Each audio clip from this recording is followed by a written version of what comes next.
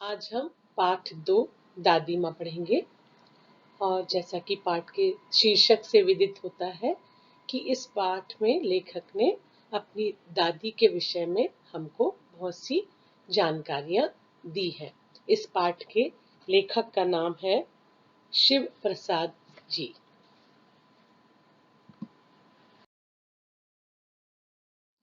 शिव प्रसाद जी का जन्म बनारस में सन 1928 को हुआ था। आपकी पहली कहानी दादी माँ है। आपकी अन्य रचनाओं में नीला चांद, धतूरे के फूल, दिल्ली दूर है आदि। आपको 1990 में साहित्य अकादमी पुरस्कार से भी सम्मानित किया गया। 28 सितंबर 1998 में आपका निधन हो गया।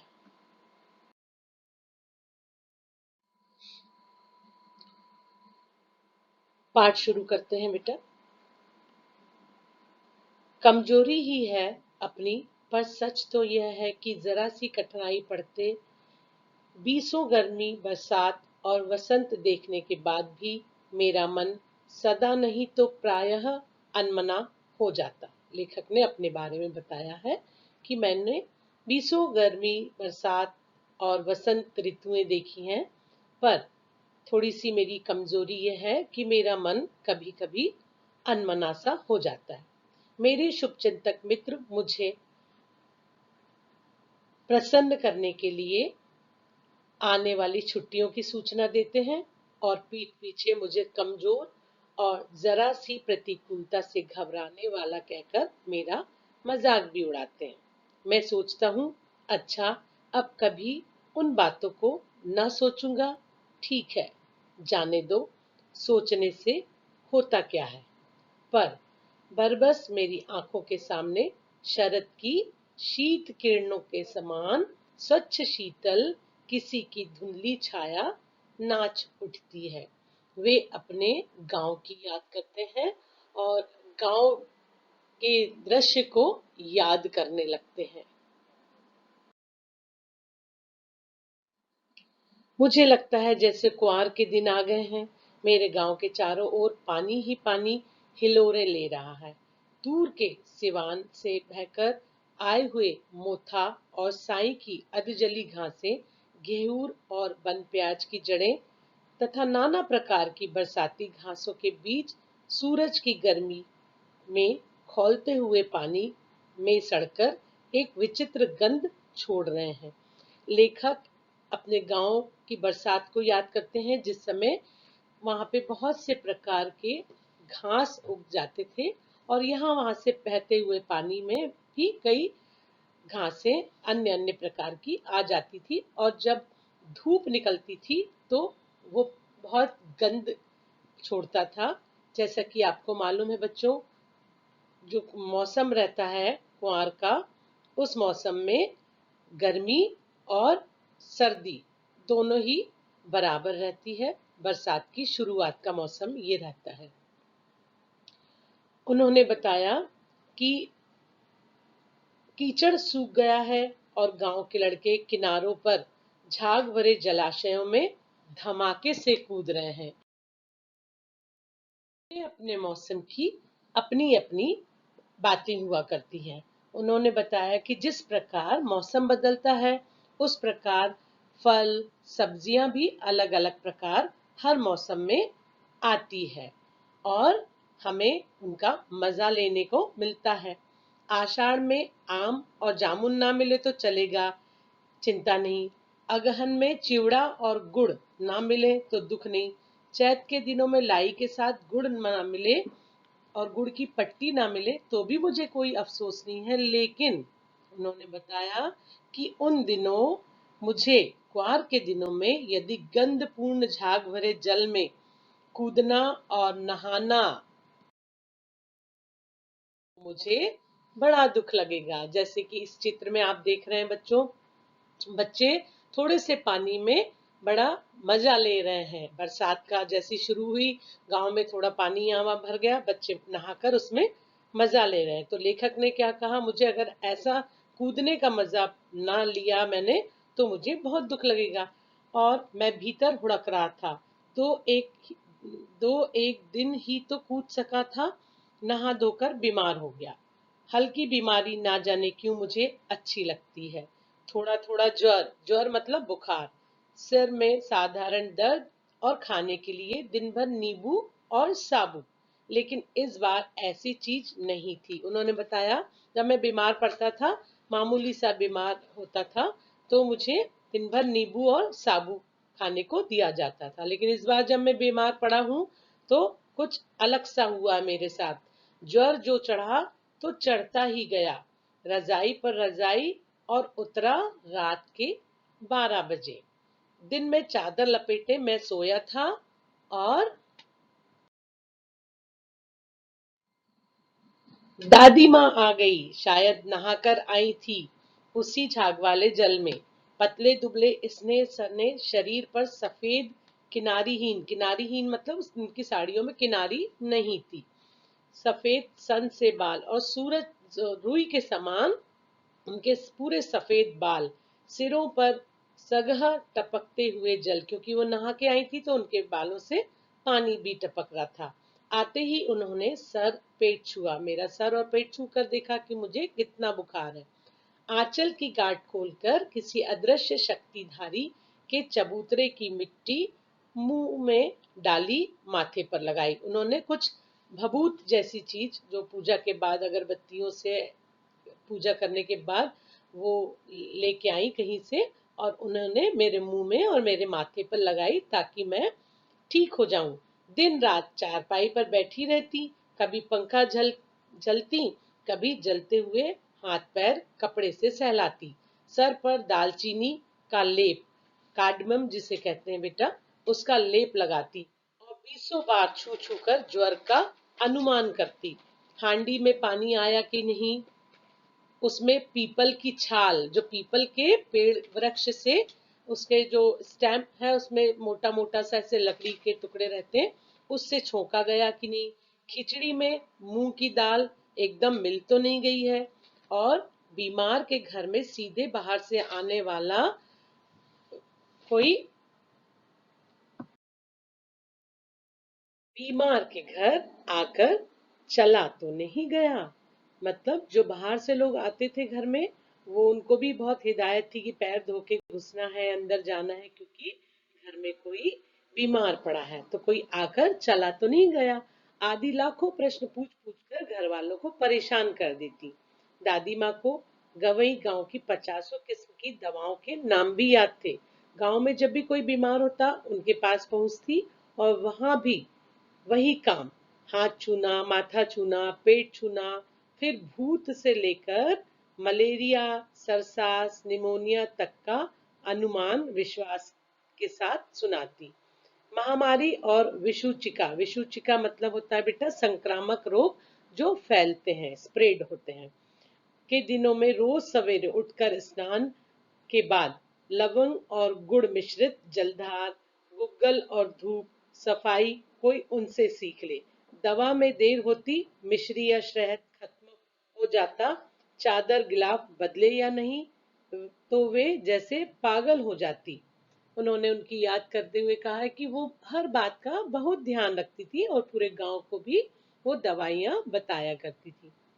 लेखक ने कहा है कि आज भी मैं बीमार होता है, बुखार तो मुझे आज भी आता है, लेकिन नौकर पानी दे जाता है, मैस महाराज अपने मन से पकाकर खिचड़ी या साबू दे देता है, डॉक्टर साहब आकर नाड़ी देख जाते हैं, और कुनैन मिक्सचर शीशी की तिताई के डर से बुखार भाग जाता है।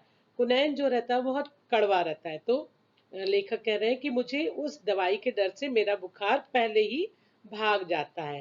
पर ना जाने क्यों ऐसे बुखार को बुलाने की अब मेरी इच्छा नहीं होती। उन्होंने बोला, पहले तो दादी माँ सेवा करती थी, लेकिन अब दादी माँ नहीं है, तो मुझे ऐसे बुखार को बुलाने की अब इच्छा ही नहीं होती। अब मैं बस दादी माँ को बैठकर याद करता हूँ, उनकी यादों में खो जाता हूँ, और मुझे बचपन में जो मेरी सेवा करती थी वो उन सब बातों की मुझे बहुत याद आती। किशन भैया की शादी ठीक हुई। दादी माँ के उत्साह और आनंद का क्या कहना। दिन भर गायब रहती, सारा घर जैसे उन्होंने सर पर उठा लिया। पड़ोसियन आती, बहुत बुलाने पर दादी माँ आती। बहन बुरा ना मानना, कार परोजन का घर है, मतलब काम काज का घर है। एक काम अपने हाथ से न करूं तो होने वाला नहीं। जानने को यूं सभी जानते थे कि दादी माँ कुछ नहीं करती, पर किसी काम में उनकी अनुपस्थिति वस्तुतः विलंब का कारण बन जाती। उन्हीं दिनों की बात है। एक दिन दोपहर को मैं जब घर लौटा तो मैंने देखा बाहर दरवाजे पर दादी माँ किसी के ऊपर बहुत बिगड़ रही थी, और कोने में दुबकी रामी की दादी चुपचाप वहां खड़ी थी। उनको दादी माँ कह रही थी, सो ना होगा धन्नो, मतलब ऐसा ना होगा धन्नो, रुपए मैं सूद के आज दे दे, मतलब मेरा जो तूने रुपया उधार लिया है उसको इंटरेस्ट के साथ आज ही दे दे। तेरी आंखों में शर्म है नहीं। मांगने के समय मांगने के समय आई थी, पैरों पर नाक रगड़ते फिरती। आज किसी सॉरी किसी ने एक पाई भी ना दी। अब लगी आजकल करने, मतलब वो बोली थी आज दे दूंगी दादी, कल दे दूंगी दादी। तो दादी को गुस्सा आने लगा। उन्होंने बोला कि उस समय जब तुमको जरूरत थी तो तुम बहुत गिड़गिड़ा रही थी मेरे सामने। फिर दादी ने बोला कि इस फसल में दूंगी, उस फसल में दूंगी, ऐसे करके तुम मुझे बहाना बना रही हो। फिर चाची ने बोला, दूंगी मालकिन। रामी की चाची रोने लगी और अपने आंचल को हाथों से पकड़े दादी के पैर को छूने लगी। जैसे ही उसके पैर को छूने के लिए वो झुकी, दादी ने उसे तुरंत हटा दिया। हट हट, अभी नहा के आई हूँ। दादी माँ पीछे हट गई। जाने दे, जाने दो, लेखक ने कहा। जाने दो दादी, मैंने इस पूरे घटना को देखा और मैंने दादी को समझाया। दादी ने कहा, चल चल, बड़ा आया मुझे समझाने वाला। मैं चुपके से आंगन की ओर चला गया। कुछ दिनों के बाद जब रास्ते में मुझे रामी की चाची मिली तो उन्होंने मुझे बताया कि दादी ने मेरा पूरा कर्ज माफ कर दिया है और मुझे उसके साथ में 10 रुपए उधार, मतलब 10 रुपए बख्शीश भी दी है कि अपनी बेटी की शादी अच्छे से करना। तो दादी ने बोला कि मैं तो उरिन हो गई। उरिन मतलब कर्ज से मुझे मुक्ति हो गई। वह तो बड़े लोगों का काम है थोड़ा मोड़ा डांटना, तो उन्होंने मुझे डांट दिया। मैं मन ही मन इस तर्क पे हंसता हुआ आगे बढ़ा और सोचने लगा कि दादी कितनी अच्छी थी।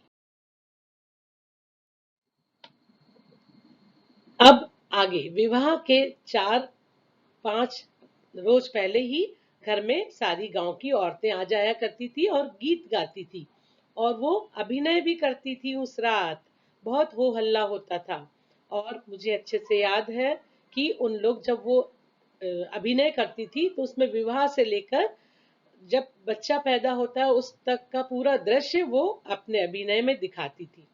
और मैं चुपचाप वहां पर लेटा था क्योंकि मैं उस दिन बीमार हो गया था, और मेरे मामा का बेटा राघव वो भी लेटा था क्योंकि वो भी उस दिन बारात में नहीं जा सका था।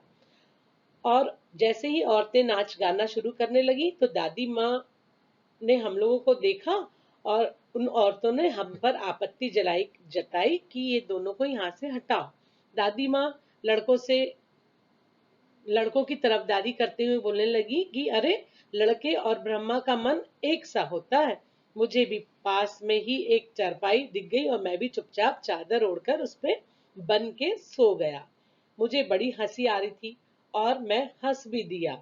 इस पर भाभी जो थी उनके सामने मेरा भेद खुल गया, भंडा फोड़ हो गया।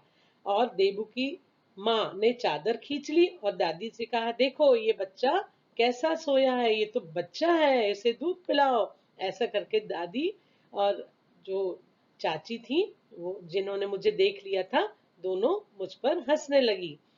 सुबह रास्ते में जब मैं जा रहा था तो दादी ने मुझे कुछ ऐसा कह के चिढ़ाया, कल वाला बच्चा। वो भाभी थी। मैं वहां जोर से भागा और दादी के पीछे जाकर खड़ा हो गया। मुझे याद है दादी की वो सब बातें। जब कुछ भी ऐसा होता था तो हम दादी के पीछे जाकर खड़ा हो जाते थे और दादी हमारी ही तरफदारी करती थी। कुछ समय बाद दादा की मृत्यु हो गई और उनके बहुत से चाहने वाले लोग भी आने जाने लगे। अब दादी को दादा के श्राद्ध में दादी माँ के मना करने के बाद भी पिताजी ने जो अतुल संपत्ति व्यय की वह घर की तो थी नहीं। दादी माँ अक्सर उदास रहा करती थी। माघ के दिन थे, माघ मतलब बहुत कड़ाके की ठंड पड़ती जिस मौसम में, और सन्नाटा सा छाया हुआ था।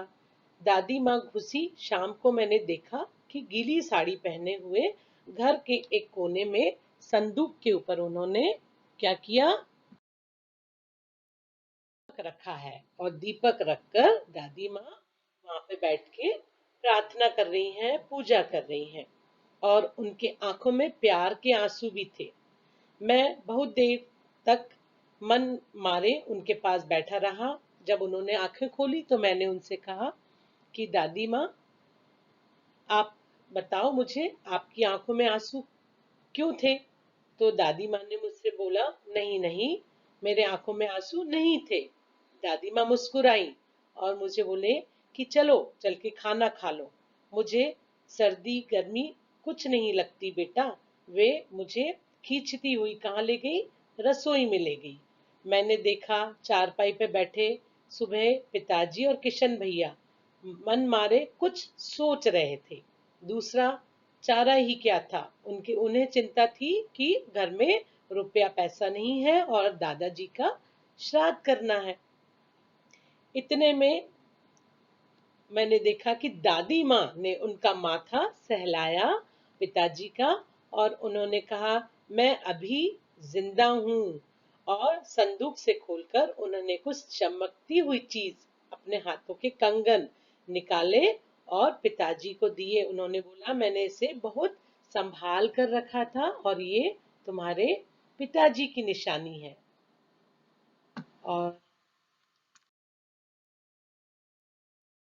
और शायद इसी दिन के लिए उन्होंने मुझे ये पहनाया था, ये लो और इससे दादाजी का श्राद्ध कर लो। लेखक कहते हैं, मुझे सचमुच दादी माँ की आज भी बहुत सी चीजें याद है। वो श्राप भ्रष्ट देवी सी लगती थी मुझे। मतलब उन्होंने कभी किसी को श्राप नहीं दिया, बुरा नहीं कहा। उनकी धुंधली सी छाया मुझे आज भी याद है। मैंने देखा कि दिन काफी चढ़ सा गया था और पास में बैठे एक खजूर के पेड़ से उड़कर एक कौवा आया और उसने अपनी घिनौनी काली आंखें फैलाकर मेरी खिड़की पर बैठ गया। अब मेरे हाथ में किशन भैया का पत्र था और वो पत्र पढ़कर मैं कांप रहा था। काली चींटियां की कतारें भी धूमिल सी हो रही थी। आंखों पर विश्वास ही नहीं हो रहा था मुझे, और मैं बार बार अपने आप से ही पूछ बैठ रहा था, क्या सचमुच दादी माँ अब नहीं रही? थैंक यू बच्चों, मुझे उम्मीद है कि आपको ये पाठ जरूर समझ में आ गया